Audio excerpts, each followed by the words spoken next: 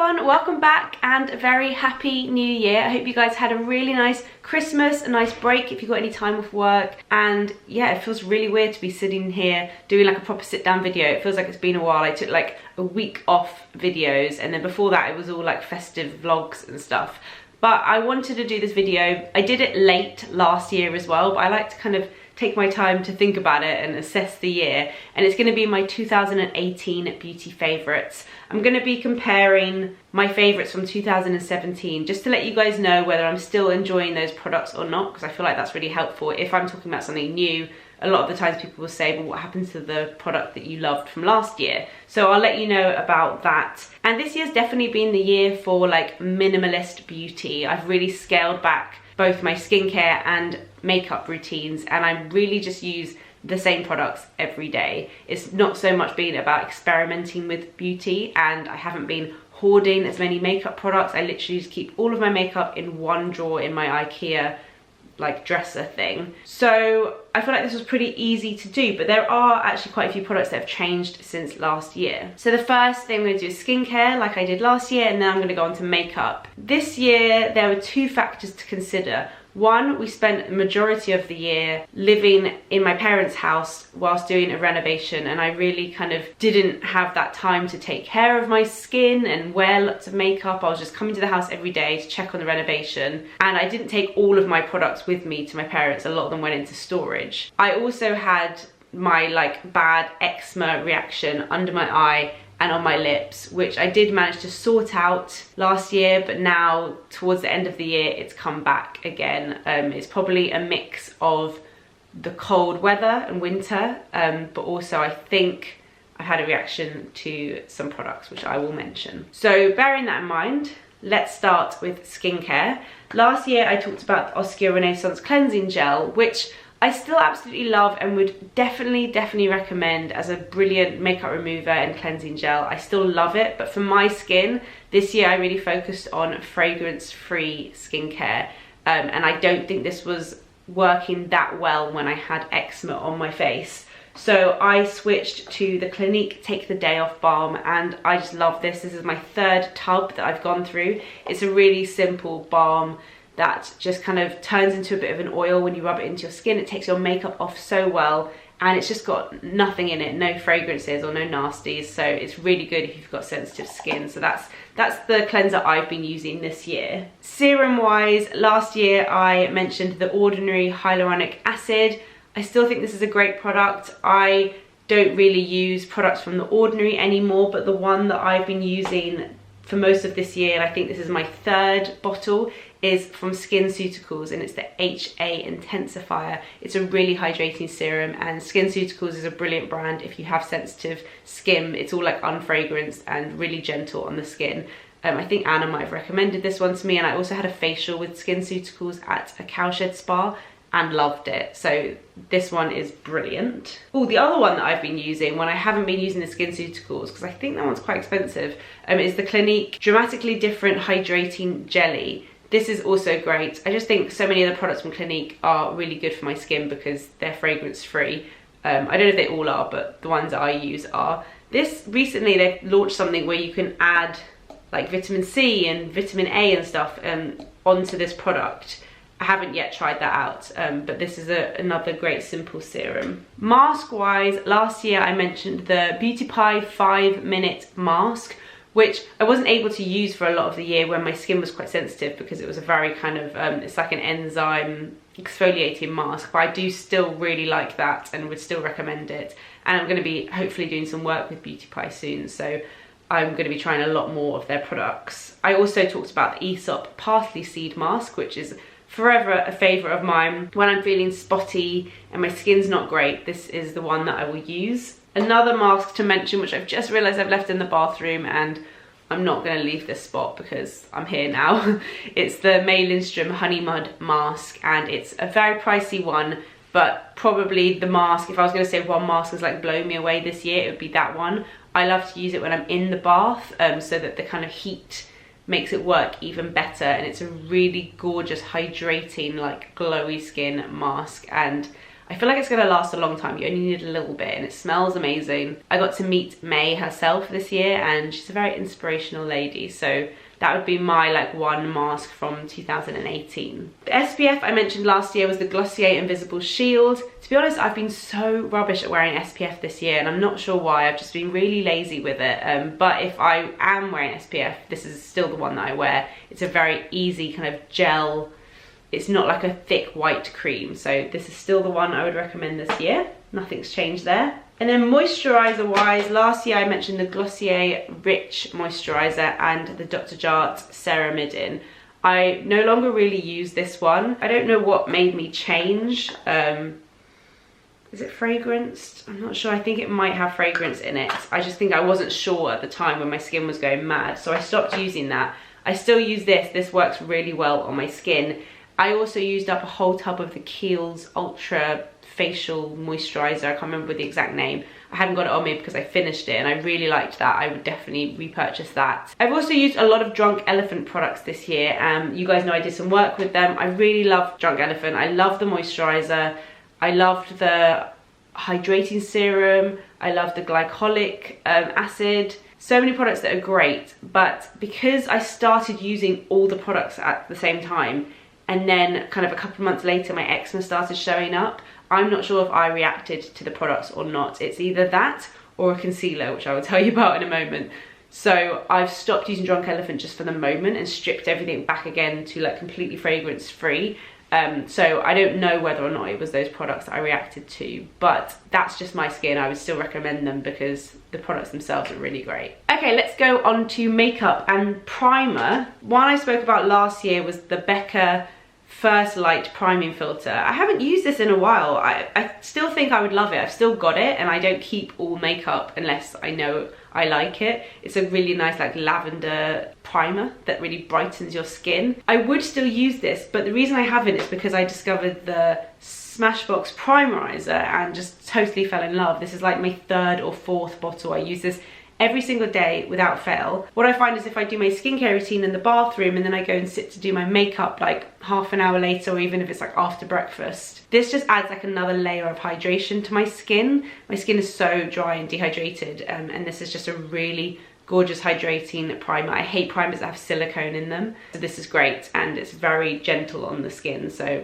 this has been my number one for sure. A shout out has to go to this product, and I haven't actually got like a highlighter favorite this year. I haven't been wearing like highlighters that you put on your kind of cheekbones, like powder highlighters as much this year. And I think it's mainly because I normally wear highlighters when I'm like going out in the evening, and I just haven't been doing that much this year. It's been a very kind of stay at home year. But I have to mention this, it's the Charlotte Tilbury Hollywood Flawless Filter.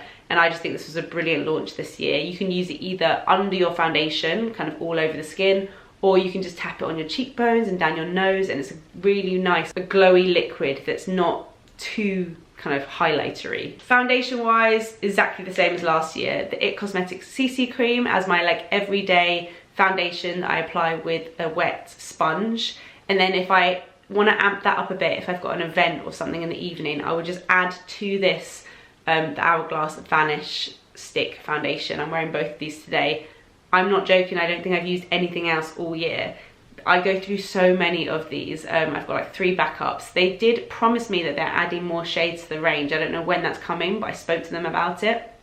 And they said they're adding a load more shades. So I hope they do that soon. But this is just a brilliant everyday foundation, and this one I really like. I don't think I would use this all over the face. I just use this to kind of add coverage where I need it. So nothing's changed there since last year. Concealer wise, last year I mentioned the NARS Soft Matte Concealer, and I stopped using this because I kind of got near the end, and honestly it's just really tricky packaging. You can't really get the product out easily without getting it all under your fingernails, and it became a bit annoying for me. So I did move on to something else, which is a shame. I still think this is a good concealer, but I discovered the Bare Minerals Bare Pro Concealer, and it just is so easy to use. It comes in this little wind up packaging, and you can just swipe it under your eyes, around your nose, on your chin. It's so quick and easy to use, and it's a very hydrating formula but with really decent coverage. So this would be my absolute number one concealer. I've gone through a few of those and I've got more backups in my drawer. But I also wanted to give a mention to the Charlotte Tilbury Magic Away Liquid Concealer. Now this might be one of the culprits for my eczema under my eye. It's this or skincare. But I suspect it's this because it's got this kind of sponge applicator, which isn't very hygienic. It kind of spreads bacteria. Also, my sister who has eczema said that she always finds liquid concealer kind of sets it off rather than like a cream. So I've stopped using this for now, which I'm gutted about because I think it's a brilliant concealer. I'm really like, when I see other people talk about it, I'm like, it's so unfair, my stupid skin. But it's such a great concealer. If you don't react to products easily, try this. It's just liquidy, glowy, but really good amount of coverage as well. I think I'm shade 4, so real shame about that. I'm really gutted, but I enjoyed this so much when I was able to use it over these like 4 months. I think my bronzer favourite from last year was the Too Faced Milk Chocolate Bronzer, which I would still recommend, but I tend to, when I finish a bronzer, because they take so long to get through, I normally want to try something new. So I went for something a little bit darker this time, just because I found with the Too Faced I'd have to put quite a lot on to make a difference, and I really do like wearing bronzer. So this time I went for Bobbi Brown. I think I asked you guys for a recommendation, and this is in Stonestreet, number 16. So it's a little bit darker, but still has that kind of, it's not too orangey. It's kind of like a cool tone, so you can contour with it as well. And I've been loving using that, no complaints there. Blusher wise, I think last year I mentioned the Glossier Cloud Paints. Haven't used them as much just because they're a bit more like faffy. I tend to use these more in the summer months, but for the majority of the year, oh man, where is it? I think I've dropped things on the way because I was using this basket and it's got holes in it. I don't know where the blusher is. Sorry, this is a bit of a fail. Anyway, it's the Charlotte Tilbury Pillow Talk Cheek to Chic, I think it's called. And it's a really nice blusher because it's a very easy pink to wear. It's got a little circle of highlight in the middle and then kind of the blush colour around it. And I tend to just swirl my brush in it and apply a little bit on the cheekbones. I'm wearing it today. Pillow Talk blusher from Charlotte Tilbury has been my like #1 for the majority of the year. I mentioned MAC Hush, which is their cream colour base last year, and I love that, but I finished it and I didn't repurchase it. And now, since watching my last year's favourites, I really regret that. So I'm definitely going to go out and buy another one because that's a really gorgeous, lovely, creamy highlighter. So I definitely want to get another one of those. But the Flawless filter has been working very well in the meantime. So eyeshadow favourites last year, I said that all I really needed was my, sorry, hair in my mouth, was my MAC Quad, which has 3 MAC eyeshadows in it and 1 from Anastasia Beverly Hills. It had all the glitters, Cork, Anastasia Caramel, and then Woodwinked. But this year I've scaled it back even more, and I seriously think I've just used 1 eyeshadow for most of the year. I bought this when I was in MAC with Anna. She picked it up and I was like, oh, that looks nice, so I picked it up too.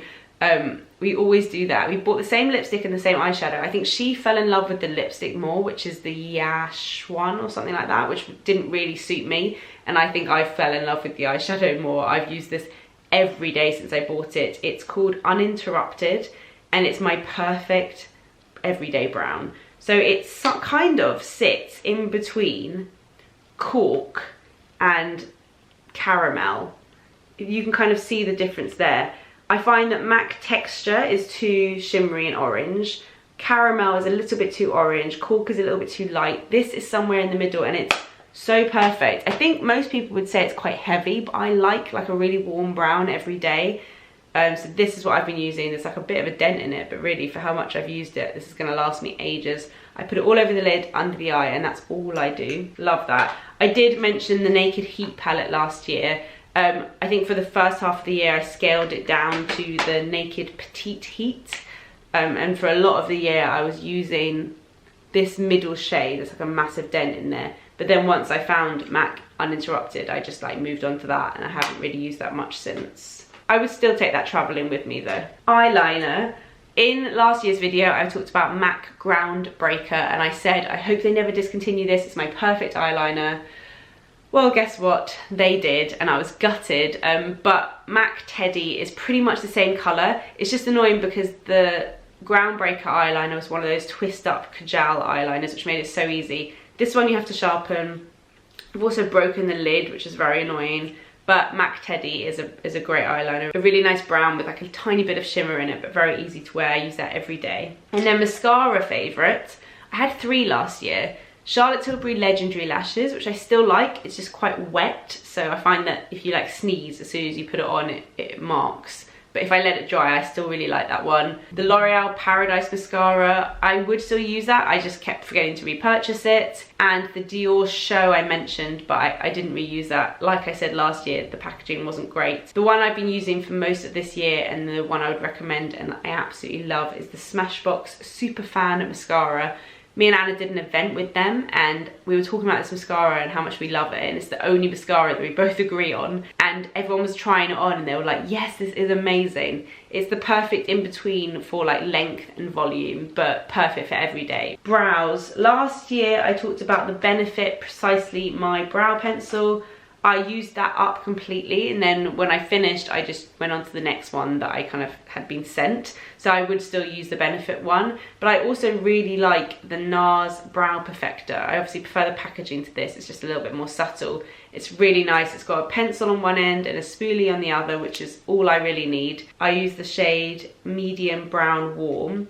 And then the clear brow gel I've been loving is the Hourglass Arch Brow Shaping Gel.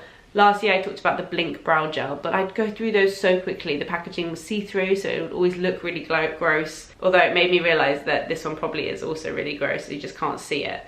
But what I love about this one is the brush. It's got like a long side on one and a shorter on the other, so it really, you can get like the longer hairs and the shorter hairs, and it's the perfect like little brow gel. So I think we're almost at the end. Lips wise, because my lips reacted, I haven't been able to wear lipstick much again this year. But if I do, well, last year I mentioned the Revlon Ultra HD. I still love this. I just think it's quite highly fragranced, so I wouldn't really risk it when my lips aren't doing well. And then the Charlotte Tilbury Pillow Talk lipstick I also really love, but it is a bit more pink. If I'm going to wear a lipstick, this is the one that's always in my handbag as like an emergency lipstick. If I just, because my natural lip colour, as you can see, is so pale, which is so frustrating because when I don't wear lipstick, I think I look a bit ill, but I just haven't been able to wear it much. But this is the Laura Mercier Spiced Rose lipstick, which I don't think my lips react to, as long as I don't wear it too much. And it's a really nice nude, it's not too pink. So that's the one I will wear. A lot of you guys always ask me what the lip balm is that I talk about. Because last year I recommended the glossierbalm.com, but again, like the fragrance doesn't work for me anymore. I've just decanted it into this pot, but it's called Diprobase Ointment. And it's literally just like liquid paraffin, there's nothing in it.